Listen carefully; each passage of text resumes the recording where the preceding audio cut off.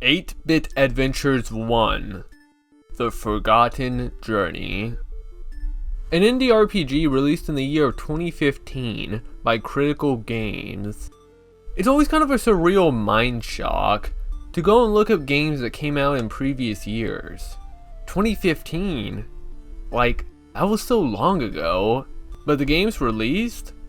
That stuff felt like a few years back maybe, not this long. But y'all know my memory's kinda sucky. Just something about these games are just so innocent and of a much different time. But I guess the big indie boom for me, when I really got into it, was more around 2009 to 2010. I say this because in some aspects, 8-Bit Adventures 1 gives me some sort of nostalgia for that time. I'm not entirely sure on this game's release date, as I am playing the remastered version, and I couldn't find any dates for the original. So this game is probably even older, and it's not like games are just made out of the blue. This took years.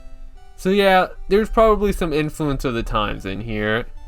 I get nostalgic for this kind of stuff that reminds me when I first discovered these kind of games that I would end up talking about to this day. So anyways, how about you talk about the darn game already, Spacey? What's this 8-bit adventure about? Well, slipping off the cool title screen, let's begin a new game. Darkness conveys upon us as sleep. We're told by a voice that we need to wake up, as something is approaching. Awakening, we're introduced to the first of 3 characters we'll be utilizing on our 8-bit adventure, the warrior. Heading out to town, we meet the other 2, a thief and a mage. It seems there's going to be a big battle today, as we arrive at the town gate. The enemy approaches. The screen fills with static dust, as glitch-like entities appear and begin to attack, known as dust balls. We battle a few off, but it seems hopeless, as everyone is eventually overwhelmed by this force, causing the warrior to wake up from his bed. Just a dream. Leaving his house, we arrive in a quaint little blue town. Leader of the Acer's Guard, the warrior heads to the inn to gather his troop to give orders for the day. That is, until...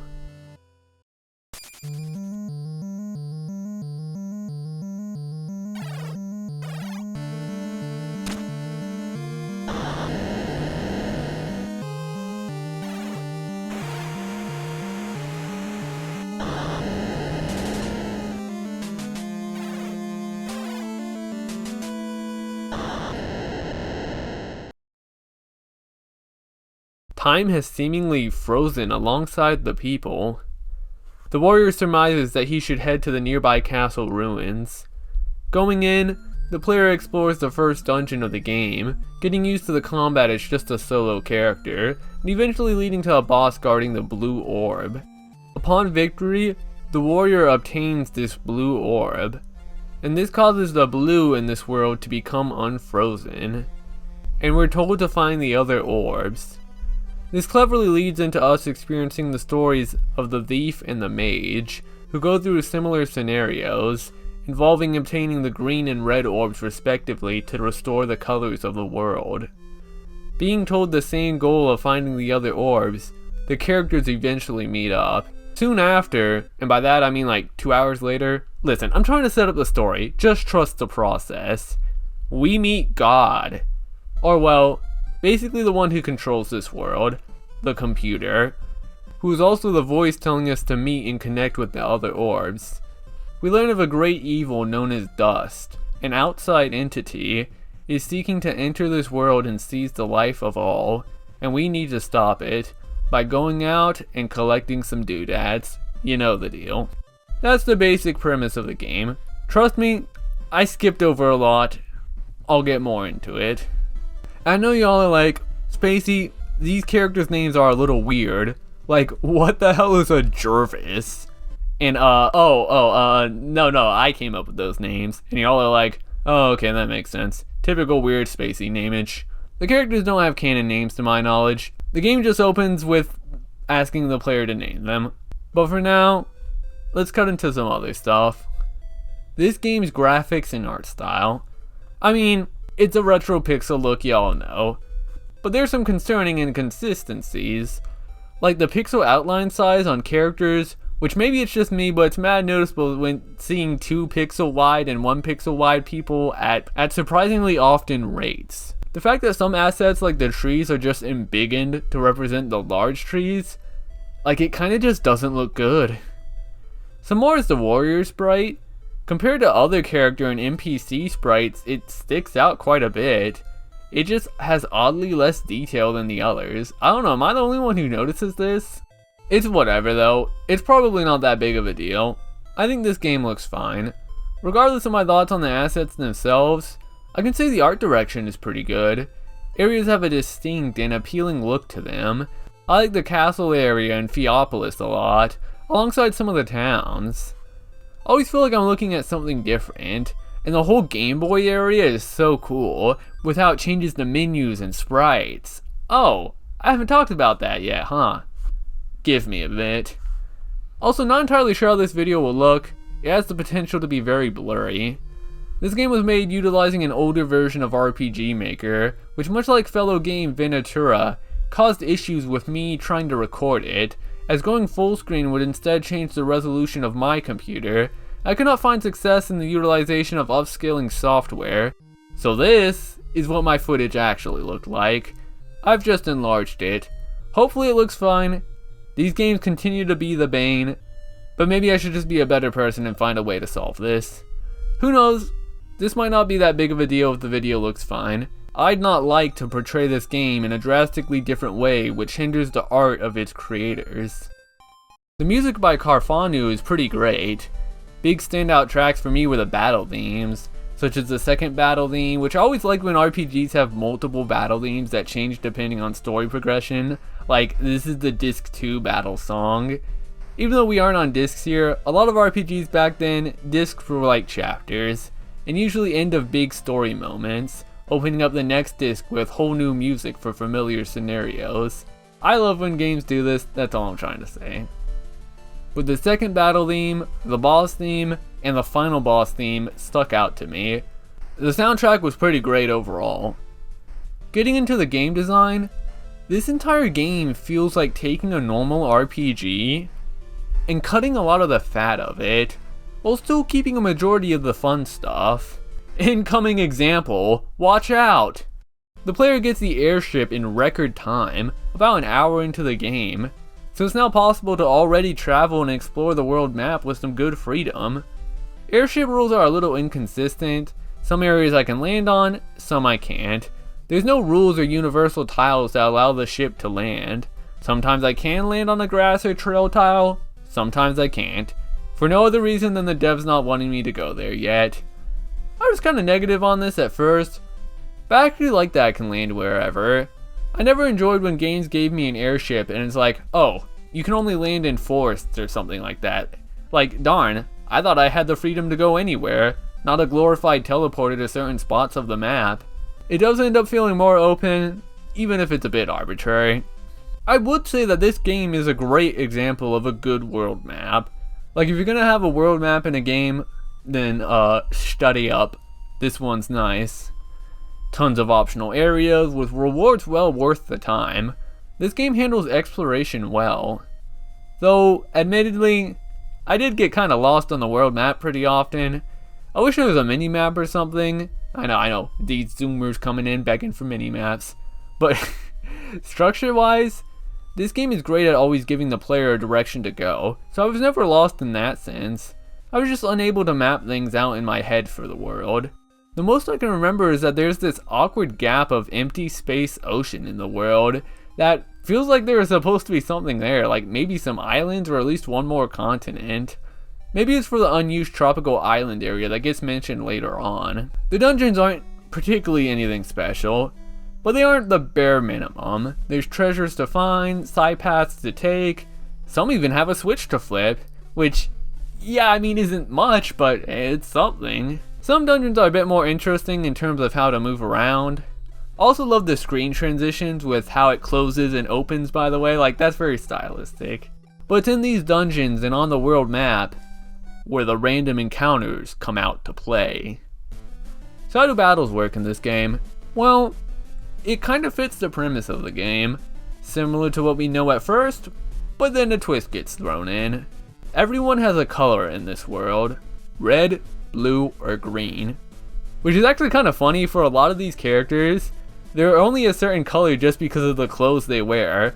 Like blue just because they're wearing a blue shirt or something. So when the world gets attacked, like, these people just got frozen because they decided to put on a blue dress today. Like, dang, that's messed up. You think it'd be something more intrinsic, like hair or skin color. All I'm saying is y'all wouldn't have been frozen if you were naked. But nudism aside, this plays into battles. All encountered enemies are red, blue, or green.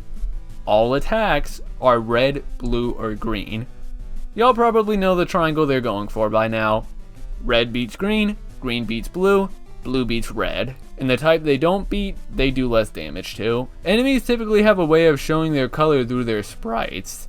It takes the idea of recolored enemies to a new level. Sometimes it can be a little tough to tell what color an enemy is, but once you get it, the fights become pretty simple. The characters we play as themselves come in 3 colors: blue warrior, green thief, red mage. Yeah, we're on that gauntlet life. Warrior needs food badly. Wizard, die.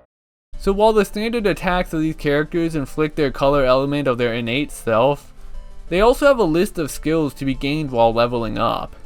Which in reality means every character can target any color they want. Yeah. Hey, I don't really like this battle system. I call battle systems like this color matching, because it's rather thoughtless. Just match the right colors and win every fight. The RGB battle system is a neat idea, but it's pretty annoying in the way that every fight is just choose the right color to win.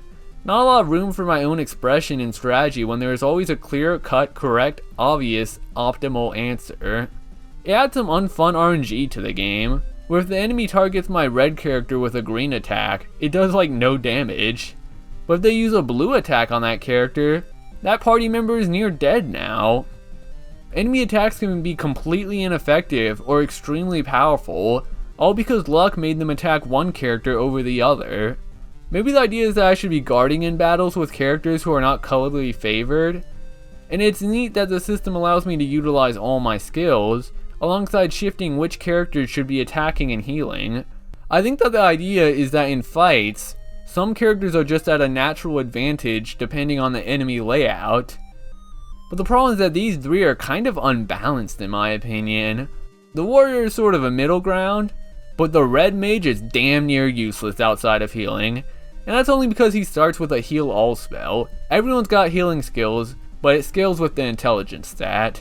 His skills, even when targeting color weaknesses, deal no damage, unless if I want to do setting up with a debuff, which even then costs too much MP. With how valuable skills are in this game, MP is basically a second health bar, because if you run out, it's over. And his basic attack is a total joke, regardless of if the player favors equipment that raises his physical attack. And I know what y'all are thinking, Spacey, stop roasting this old ass man, and fine. Meanwhile, the Green Thief is broken. Absolutely the best character. She's fast as hell, powerful target all attacks that put the mage to shame, and powerful single hit attacks that makes the warrior cry. Her copycat skill is a blue skill that removes the purpose of the warrior from this game. It is so incredibly strong. She needs to buff her party members with haste just to have them be nearly as useful as her. She just has it all, besides a heal all spell. But there's items that heal all, and considering she goes first, and items heal off max HP percentage, she's a better healer anyways.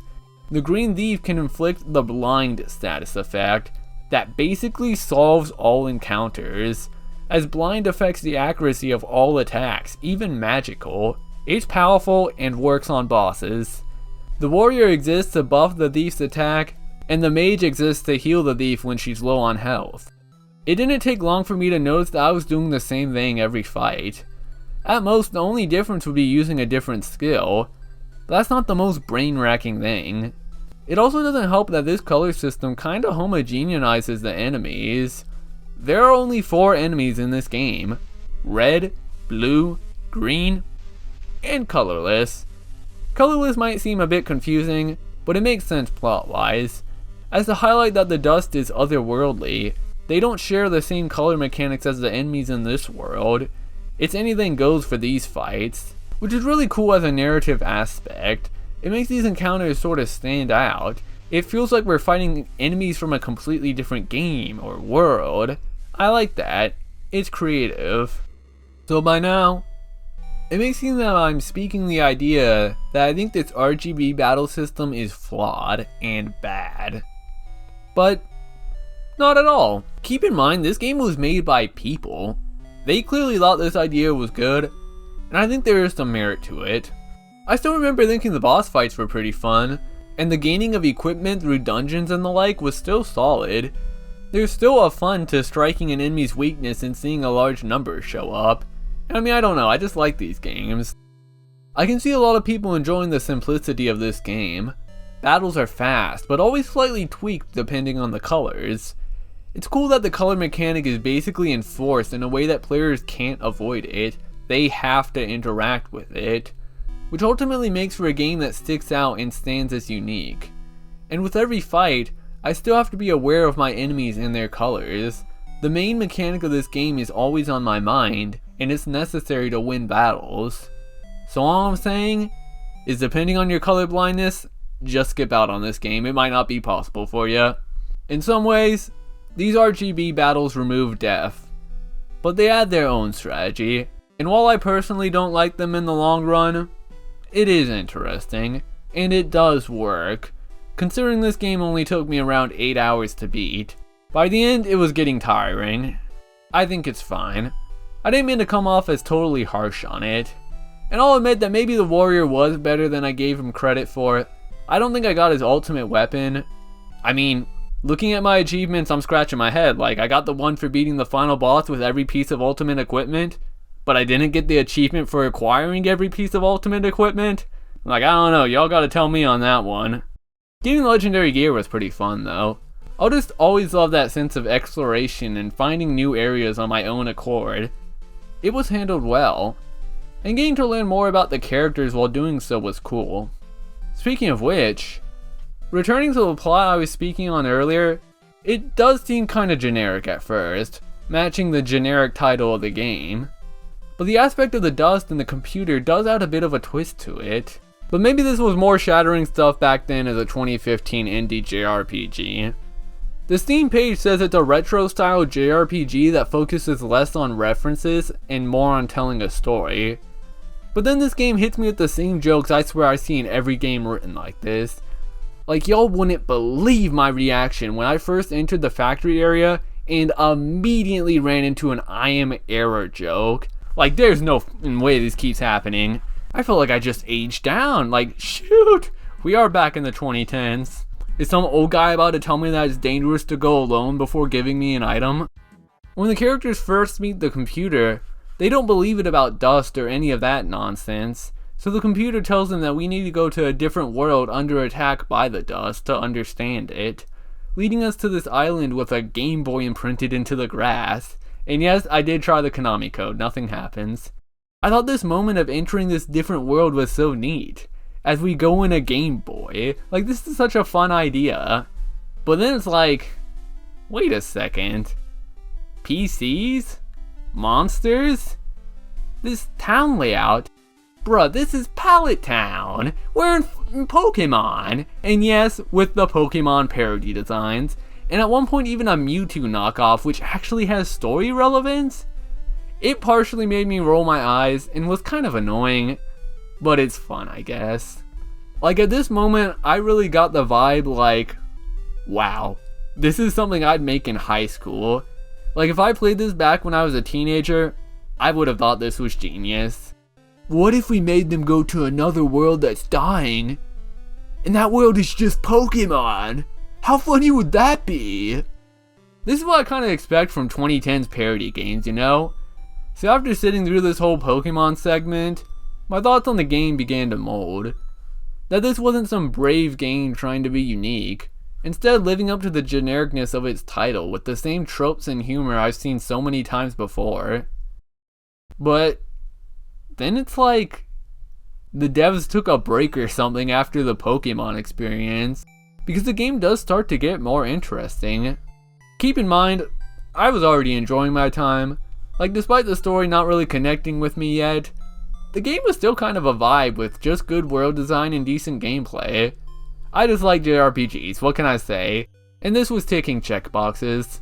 However, after the Pokemon segment, we start to learn more about the characters, their pasts. We begin to meet this still pretty unique idea for an enemy, just this glitchy dust. The game begins to actually boast its uniqueness. We go from I am error to well-written dialogue and character moments, fun scenarios with characters I really enjoyed, all in this rapid pace that never wastes the player's time while also showing them a world. I actually thought it was pretty funny the couple of times characters would ask us to help better a small part of the world. Meanwhile, it's like, the world is about to get destroyed. We should probably worry about that first. And it was all still mostly tied to the main plot of the game, so it wasn't annoying. I was honestly surprised. I didn't think I'd get caught by the tropical facade of this being a generic RPG, only to be stunned when it begins to show me its more unique side. But I suppose it did snatch me. The three main characters all get developed in some ways I find interesting. The thief learning to steal from being poor and deciding she didn't want to live like that anymore. I especially like the mage's story, how he never wanted to be the guardian of the red orb or a mage or anything like that, but was forced to after a terrible accident a long time ago that had repercussions on the world still in effect today. I think the dancing scene before a big moment in the game is the absolute highlight. I thought this was great. Even the writing having the attention of pausing for spaces and ellipses, it's well written dialogue. It's a very don't judge at first glance kind of game, which is likely how it was intentionally designed, to be just another retro JRPG. But there's genuine stuff to dig in underneath it. But yeah, overall, it's not the most earth-shattering thing, but it's a nice cup of water to drink, and we all need to stay hydrated, my gamers. I also believe, not spoiling it even though this game is pretty old, I think the ending is very nice. The moment at the end actually really caught me off guard, as it utilized something way in the past that I had completely forgotten about, which maybe only worked because of my memory and the fact that I took a bit of a break from the game midway through. Still, I think it's a kind ending. Some people could do with that sort of reassurance and care. They need to feel important and having an impact on the world. What the game does can be seen as pretty corny, but I like it. I see the heart within it, and maybe there's some people that played this game that really needed it. And that's the key feeling I take away from 8-Bit Adventures 1, The Forgotten Journey. That it was made with heart. The people behind it genuinely cared about the world, the characters, and these kind of retro RPGs. It was all made with the love for games, for ones of the past, and this one itself. When I saw that after I beat the game, I could enter the dev room and just see the dev talking about all this detail they put in, unused content. Like, that's how I knew there was passion put into this game. I love it. A sequel, huh? Who would have guessed? Just 8 years later. Just from playing this and seeing the passion of critical games, I can already say the sequel to this game rocks. And I haven't even played or seen anything about it. Regardless of the quality of the game, it's this passion in itself that I find value in. And I guess luckily in my case, I ended up really enjoying 8-Bit Adventures 1. It's very accessible. I mean, besides if you have trouble seeing colors apart, but it's accessible in its length. In this day and age, there's a lot of games out there. It can be as cool as it can be overwhelming. 8-Bit Adventures 1 presents everything it needs and wanted to succinctly. It's such a lean cut of RPG goodness. We still have a world map, optional areas, optional side quests, and optional super bosses.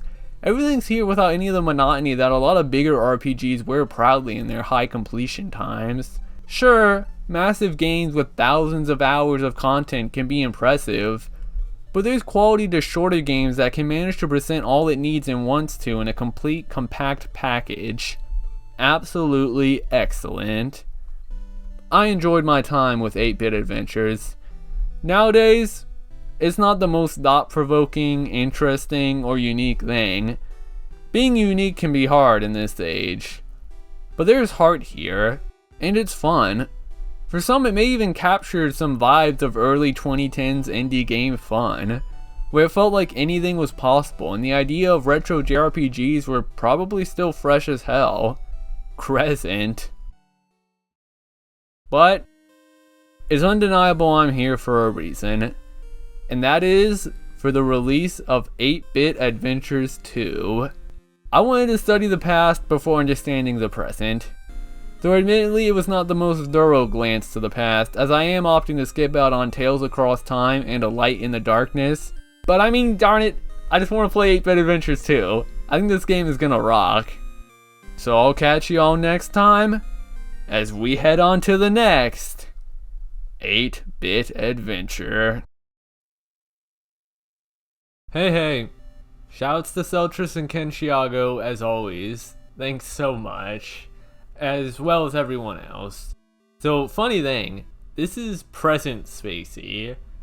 As the voice you're hearing throughout most of this video, this was all back in February. Like, I played this game back in February, had the script out, did the voicing and everything, and I've just been sitting on it for like 9 months. I've been wanting to get this video out for so long. And now I finally did. I figured it'd just be a quick video because you know what? At that time back then, 30 minutes wasn't that long. But you can tell this is one of my older videos because I had this whole monologue at the beginning. Which I'm trying not to do now, but I think people kind of like that. But yeah. So with that in mind, I don't actually have the script written out yet for 8-Bit Adventures 2. Despite playing that back when it came out in like March or April. Despite playing it that long ago, I haven't actually finished the game for reasons you'll find out during the 8-Bit Adventures 2 video. So it won't be too surprising when the 8-Bit Adventures 2 video is probably going to be shorter than this one. But yeah, I'm going to leave y'all back to the Spacey back then who kind of says stuff still relevant to what I'm doing now. You'll see what I mean. Okay. I wanted to end this video with some cheesy quote like referencing meme culture of the 2010s, but I decided not to. I couldn't come up with anything. I was gonna say all our base belongs to us. Like, that was the best I had. But I guess when I thought about the game overall, it really became less of that 2010 sort of indie, like, let's reference a bunch of games, MLG, meme fest, and it became more of its own thing. But I don't know, that Pokemon world is kind of wild. I mean, maybe it's one of those things, you see it in the game and you're like, you know, that was kind of corny, but I already put in all the work, so let's just keep it. None of this is on script, I'm just saying in my mind. I didn't really have anything to say at the end of this video. I mean, I could always give the classic, hey, give me your money and you can watch the video a week early. Should I keep that? Y'all know I'm playing. But yeah, any money's appreciated, y'all know how it is. Crap's hard, but crap's hard for everyone, right? So yeah, I hope y'all have been enjoying these weekly videos. Don't expect it forever, because you know I still have the goddamn Pokemon Mystery Dungeon looming over to beat my ass. But, you know, it's pretty nice, these nice little reviews. Maybe some people want me to give thorough, giving every facet of my mind on these stories. But I don't know, not everyone's got 10 hours to watch these 10 hours ass videos. Okay, I'm wasting all the time. I'll catch you on the next one. See ya.